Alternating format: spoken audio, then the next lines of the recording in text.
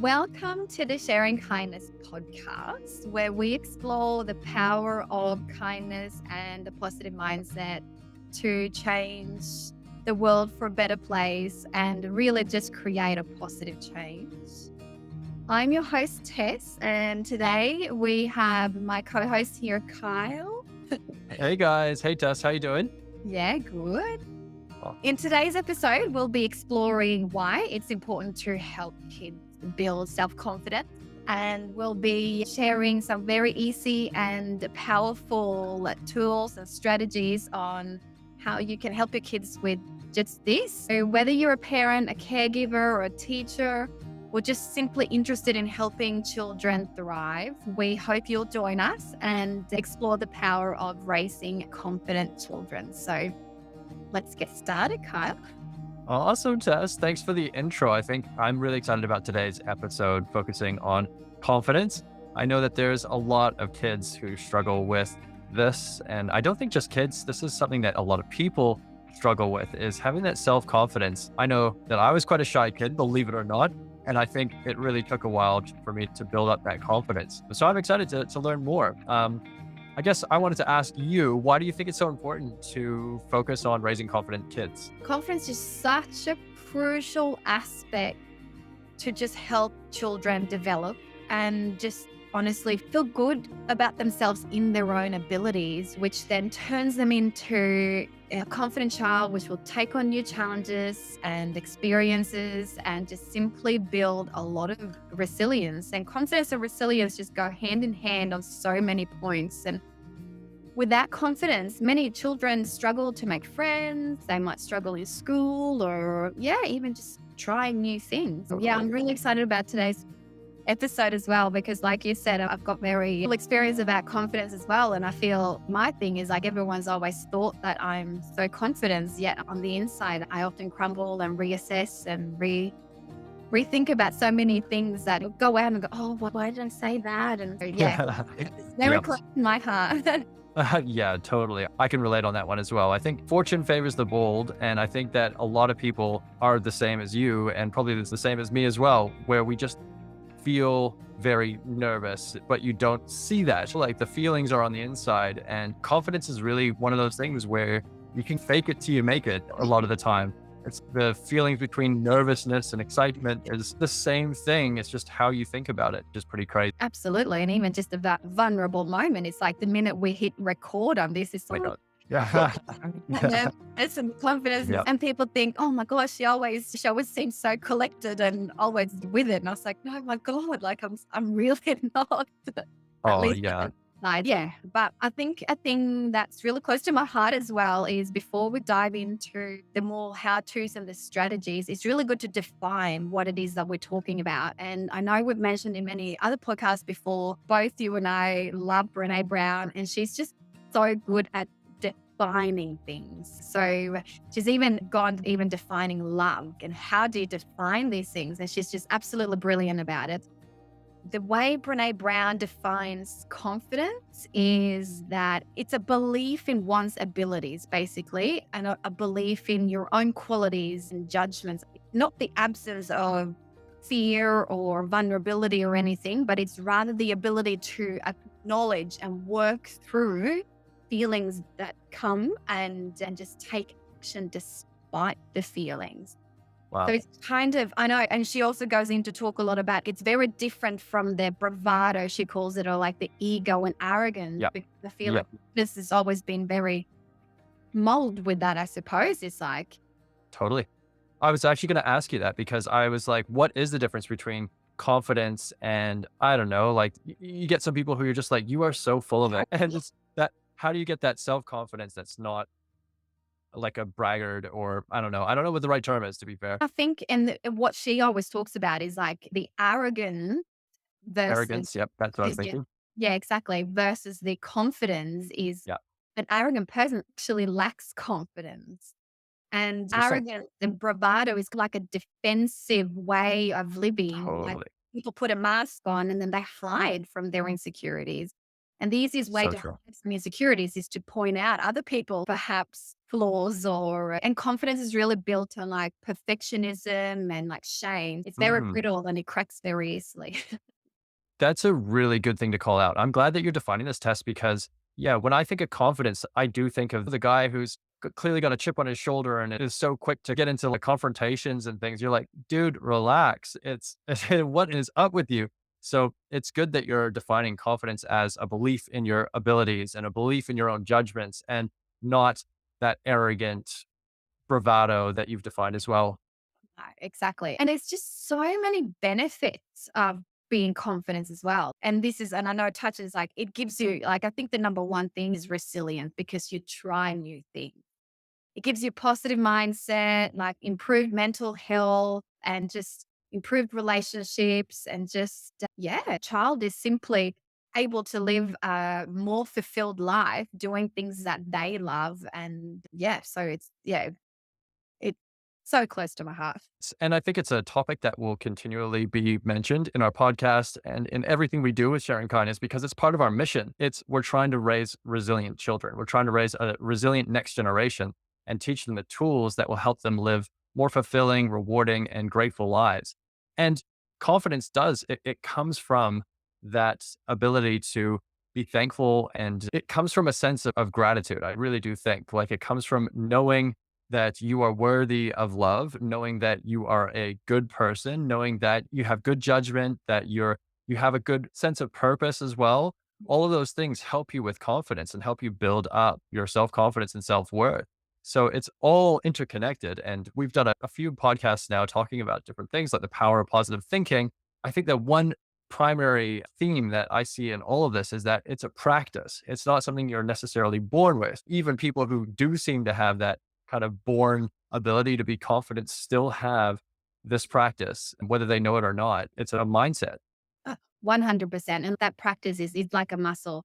And it's like anything going to the gym, the first few times practicing it's going to feel awkward, but the more you do it and the more you get out of your comfort zone to practice it. And I think one of my reasons, like my biggest reasons why I think it's so important is because from growing up, like I was very good at sports and I always won a lot of races and all that thing. But like my entire self worth is attached to achievements. And you touched Mm, on it before, but the one and only thing that I want to my kids to know is that their worth is by being themselves, like that they are worthy just the way that they are. And no matter what race or no matter what grade that they get in school, they are worthy. And by yeah. having confidence within yourself that I am worthy, it sets them up for life.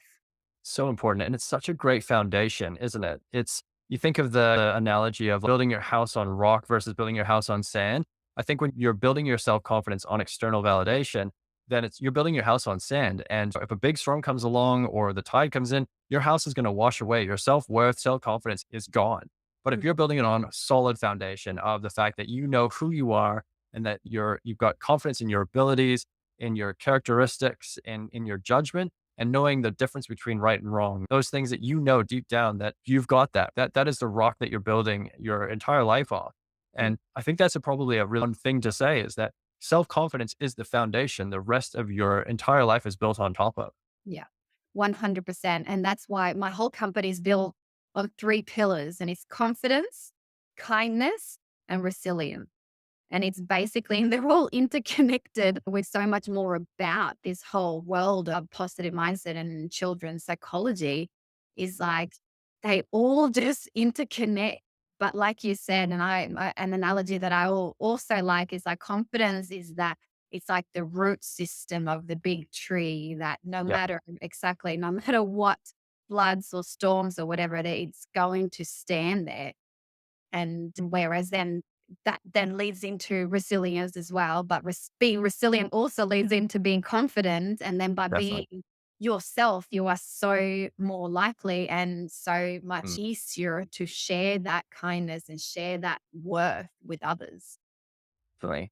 And I think as well, it's so important to teach this to kids because they're just getting started on building their house. So like they're starting to build their lives. I like the tree analogy as well. You may as well make sure that you're planting the tree in a good spot where its roots can grow deep early on in life while it's still a sapling before it's, you've got to dig the roots out and start over. It's a lot of work when you're a parent or an adult to go through and figure out why have you been your whole life internally scared or feeling like an imposter, feeling all these negative emotions and trying to address the root cause. It's much easier to do that as a young sapling, let's say.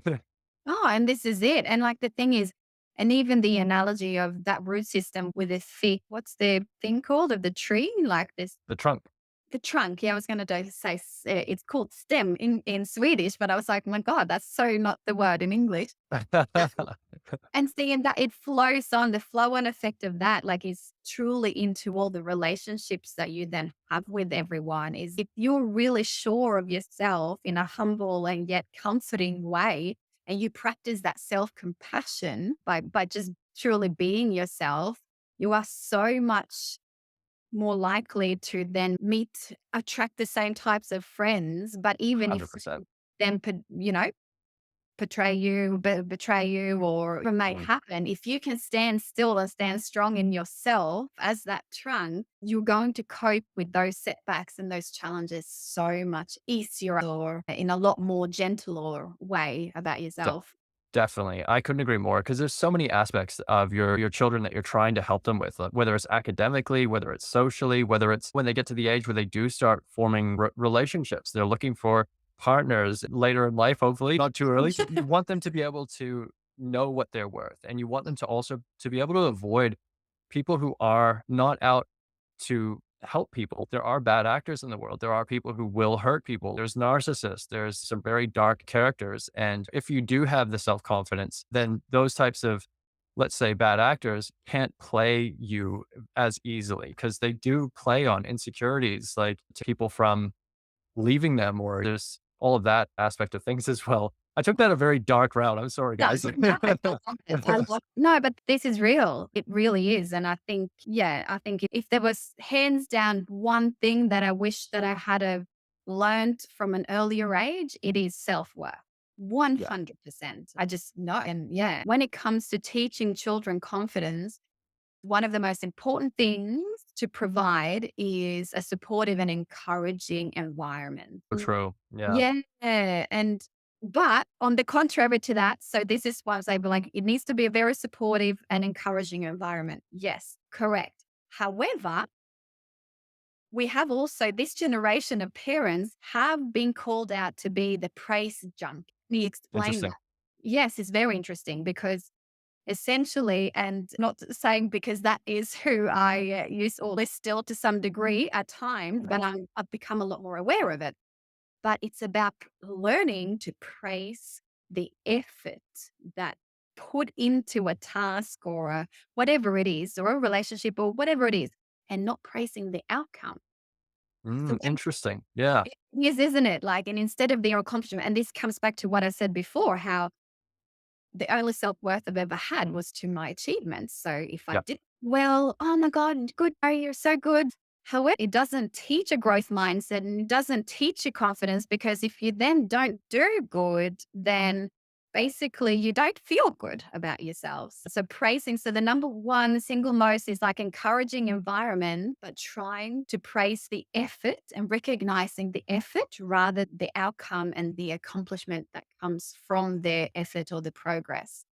Okay. Yeah, that makes a lot of sense to me. And I know that a lot of people, the voice that they have internally in their head is actually the voice of their parents, because that was the first person who was there constantly giving them either encouragement or, if you're unfortunate, more criticism. And that can be the voice in your head. You get some people who have a lot of shame around their bodies, and you look back and you're like, it makes sense when you see that their mom was just constantly critiquing their appearance. So you're like, wow, that's so unhealthy. Of And course, this And we don't mean it. And I think this is my coming from that's me it.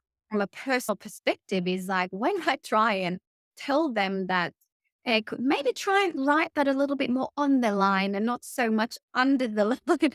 And Yeah. this is and it's hard because I don't mean to critique. And this is once again, we did an episode on perfectionism. That was a That good episode. lovely sandcastle. Yeah. it is a very enough to me because obviously this whole self-worth doesn't come naturally and I'm still having to rewire parts of my brain. And every time I go into situations of trying to teach my kids things, it is like I have to constantly remind myself that doesn't Yeah. matter if they write it that way or doesn't matter. Like, and just constantly trying. I was like, effort, effort. And I was like, oh my God, you put a lot of detail into that. Which one was your favorite color? It's like, my favorite color was probably this one or whatever. Yeah. But Yeah. because that It's way, have the natural ability to learn from the mistakes a little bit totally. rather than And I think that's the important thing, isn't it? You've got to learn through letting your kids make their own mistakes. You got to let your kids learn through that process. And it's very, there's a Buddhist philosophy, the Zen philosophy, where it talks about just letting go. And I think humans in general, especially parents, would struggle with that concept because how do you let go of something that you have brought into this world and allow them to make mistakes? You don't want to let them make mistakes. You want to make sure that they have the best opportunities in life and that you're protecting them. And I think that instinct can be such a beautiful, healing, maternal instinct, but at the same time, it can also, like everything good can have a bad side too. So you do need to make sure that your kids are just able to make their own mistakes. Like, exactly. And it's just once again, it's a learning process, and it's just about becoming aware. But yeah, yeah, honestly, and it's profound, and it's a constant practice for me anyway. Perhaps my perfectionism claims that I should be, but that ha- mean devil little thing on my side is getting quieter and quieter for each time I practice it. to be fair, you're leading the way in a lot of ways. So I don't think you need to be too hard on yourself. Like we're all human, right? We're Yeah, just on this journey doing the best that we can. 100%. So that's number one, basically praising and recognizing the effort rather than the accomplishment or the outcome, which then take me to the second way to teach a child confidence is to take on new challenges. And Yeah, nice. So that could yeah, be like trying a new sport or getting them into a new activity. What would be some examples, I guess? yeah. And this is exactly like even just setting the table at home and then letting go of the outcome. It Yeah, doesn't matter if the fork is on the other side of yeah. the Yeah. deck. Do you think that we're eating soup with forks? Exactly. And it really just it allows them to just develop a new skills, but a new sense of accomplishment. And for me, every time that my children do something that perhaps seems a little bit scary at first, I even say these words. I know this might feel and seem a little bit scary at first, but let's see what you feel like once you have done this scary little things. Oh, and then when they do it, it's, oh, how did you feel now? It's, oh my God, I feel amazing now. It's, oh, and do you know what happened? Your brain just grew a little bit stronger because you did something that seemed scary at first. And they're like, oh, so now my kids are like, they do something new and they're like, did my brain grow? Did it grow? I love that. That's such a great, like, positive reinforcement. That's a great idea. Because there's the whole difference between a fixed and a growth mindset. Like the worst thing that we could, I suppose, let our children think is that it's fixed. It can't be any other way. Whereas I follow Marie Forleo. I'm not sure if she's just a multi entrepreneur. I just love her because she dances as well. And I was like, oh Oh, my nice. God. Yeah, she's like hip hop. I'm not a hip hopper. But she has written, and if for anyone who's listening, I absolutely love her book. And she's got a book that's called Everything is Figure Outable. And Nice. basically, she goes to say that if every child just has an underlying belief system, but beneath every single other belief that they may or may not have, then you could just teach them that everything is figure outable. The only things that aren't figure outable are like facts of life, like death Yeah. or gravity and things like that. But that you can't always figure out how to live. It might not feel pleasant if, you've had someone pass away or something, but you'll still be able to figure out a way to live on in a different way. So it is still figure outable in some way. So I say that to my children all the time. Take on a new challenge because everything is figure outable. That's awesome, Tess. What a great lesson. Yeah, I love that. But yeah, and then number three is, of course, using affirmations and teaching children coping strategies. So going back to this whole self-negative talk, and this is where one of my products comes in that I've developed some positive affirmation cards that are really good for confidence because that's the underlying core reason why I created them to so that my kids could have a lot more self-worth and just feel confident and just that resilience. No, that's great. Affirmation cards are fantastic. I try to do these daily, but maybe I need some cards. See if I can buy some off of Sharing Kindness. It's even exactly, and you can say them out loud, you can write about them, or but the way that I try and use affirmation cards with my kids is like focus, not don't try and read too many at the same time or in the same Yeah, session. good point. Focus on 2 or 3 perhaps, and then just really repeat those ones often and often, because I think I've read something that something needs to be repeated at least 7 times in the same session for it even to commute to on some levels. Yeah, Yeah, affirmation cards are 100% the one of, if not the most powerful way that you could shift that self-talk into believing in yourself. that's really powerful. I think what we should do is every episode, we should read out a Sharing Kindness affirmation, and that can be the affirmation of the day. Yes, that's a really good point, and I've got one right here. Oh, what a coincidence. I was like, "Oh my god, I can play." And this one says, "I do everything with love. I am proud of who I am." Nice. I love that. Look at that. It's a beautiful affirmation card too.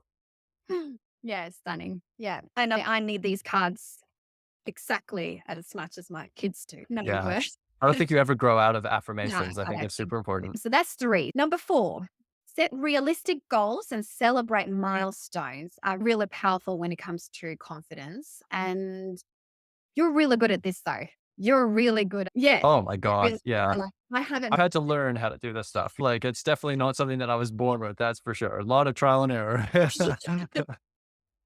But you good, but like you are, and like you're always so celebrative and so, oh my God, now you did this test. And it's like, Oh, and thank whereas you.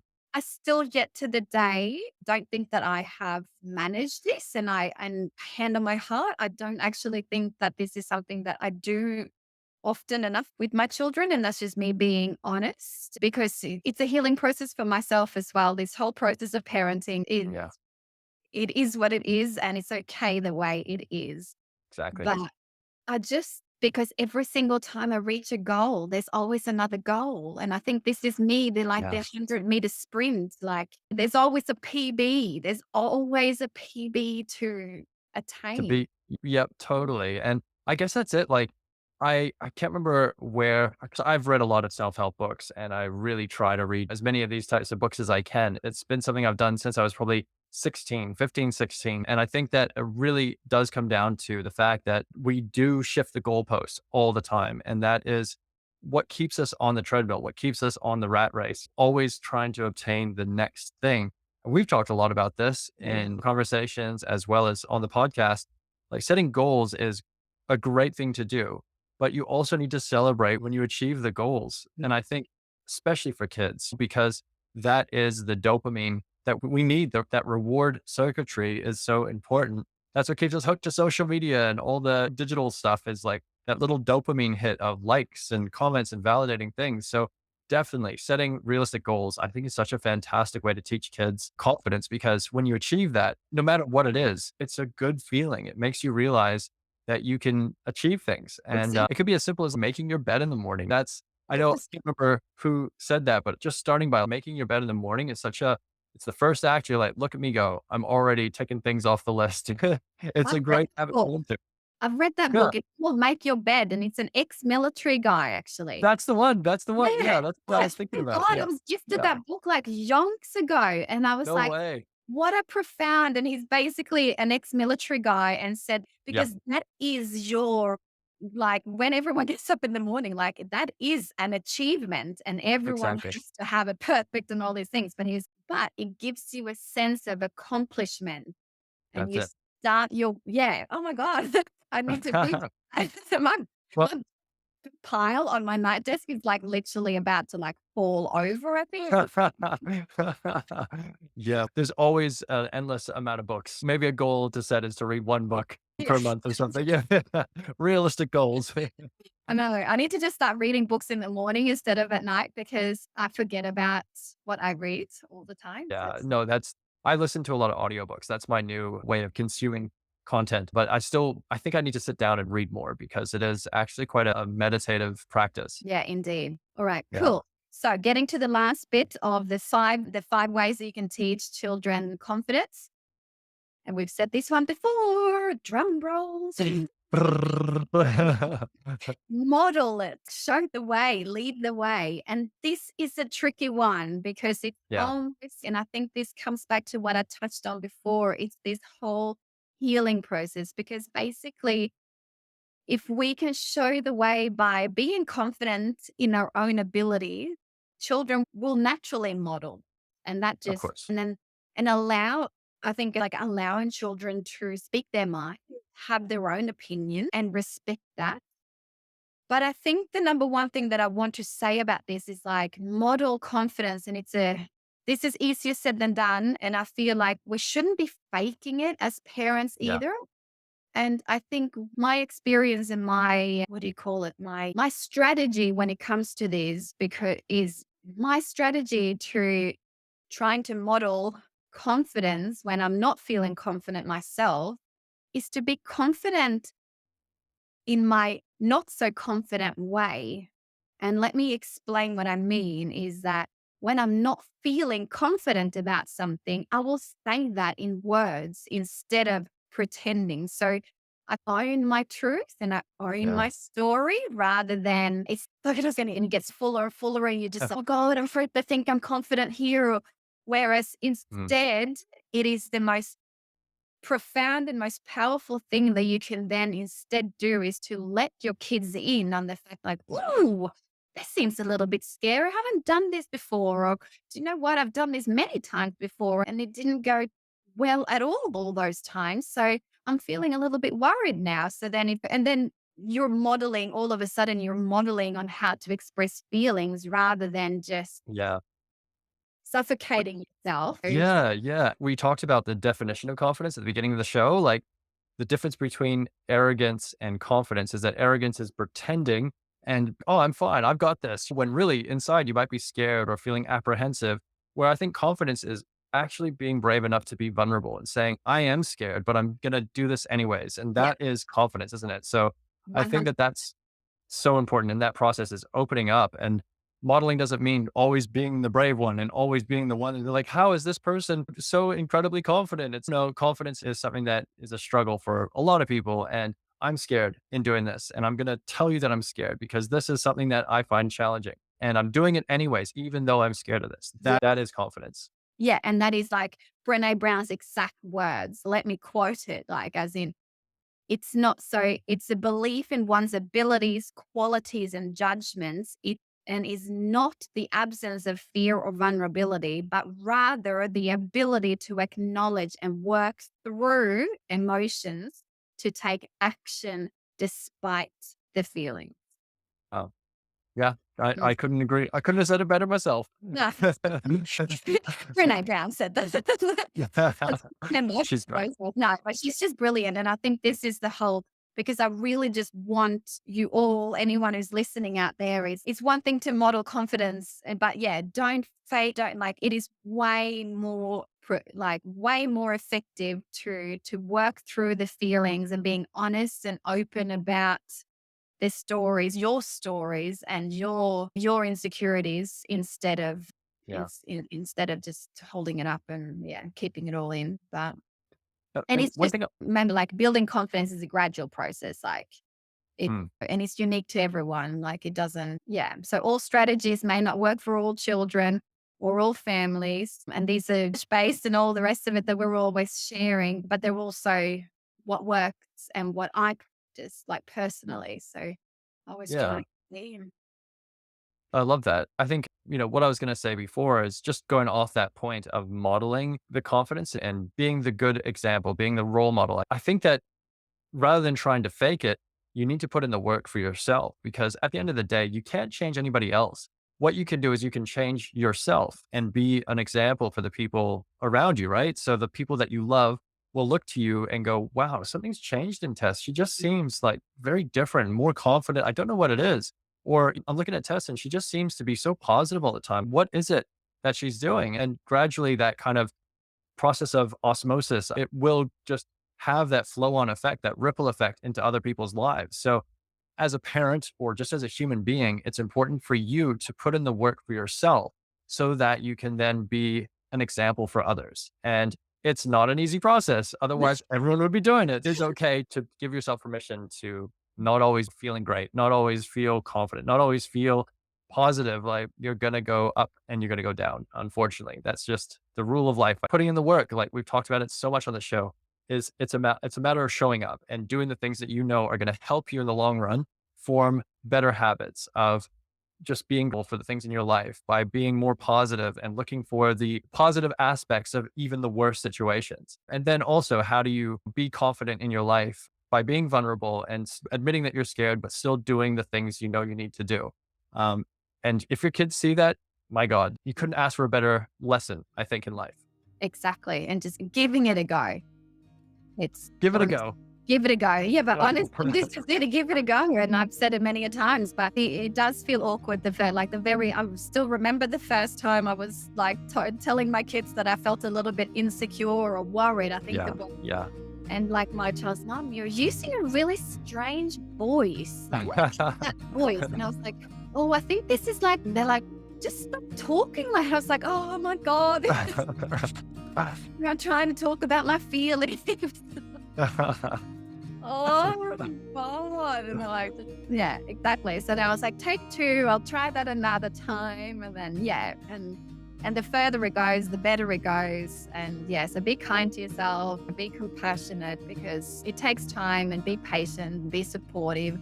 And even, find someone to confide in and take, step by step. But just recap on the points though. So I was just about to ask if you wouldn't mind, because I want to remember, how do you raise confident kids? Exactly. So number one, praising the effort rather than the accomplishment or the outcome in a supportive and encouraging environment. Take on new challenges, basically at their own leisure or not at their own time. Number two, take on new challenges, whether that's like setting the table, new sport, anything that the children wants to do, and hone in on the fact that every time they do something that feels scary at first, they will grow and they will practice that confidence muscle. Number three, use affirmations, mindfulness, breathing work, all of the things that comes with mindset and positive self-talk. Number four, celebrate realistic goals, break them down into smaller chunks and just celebrate the milestones and to celebrate when something good happens. And then just model the confidence or try and show the way by either showing your emotions or your ways of trying on and trying new things. Yeah, that's the 5. Perfect, Tess. Thank you so much for sharing all of those today. It's really encouraging, I think, for who's raising 2 amazing young girls, somebody who's launched an amazing company to help with like child education products, to hear what you'd recommend to raise confident kids. And I think the one takeaway for me is that you've got to model it yourself and really focus on being confident yourself to show your kids through example. And that means being vulnerable, being scared, being okay to fail, to make mistakes. Thank you. Yep. And still give it a go and still do the things that you might be scared to do. That's true confidence. And yeah, I'm really grateful for you sharing all of that today. And that's it. And honestly, like if there's anything that you guys could just take away with this episode too, is like starts within. And if you can teach yourself or teach your children to be kind and compassionate towards yourself, you're going to build such a strong foundation for sharing that kindness with others. Practice that self-kindness and self-compassion in any moment that you can, because that's what makes us fulfilled and ultimately can just live a happier life. Amazing. Kindness starts within, right? Totally does. I think that's got to be the motto. That's a fantastic line. It is. And I know it now because naturally I've been kind to everyone else. But if I had to learn to be kind to myself, I would have still been kind to everyone else. So it would have been a double win. Whereas now I just realized that, so 100% starts within. And it just builds the strongest roots or rock or call it what you want. But I think that's the most powerful thing we could end on, Tess. So thank you so much for your time today. Thanks for walking us through those. Everyone watching, please make sure that you do subscribe to us on all good podcast platforms and on YouTube as well. We're trying to make sure that we're dropping episodes like this every week. So if you do find this useful, we'd love to hear from you. Drop a comment in the video or wherever you're watching this. I know that Tess and I love to see all the comments as well. So thank you so much for watching, and thank you, Tess. Thank you. Cheers, guys. Bye. Bye.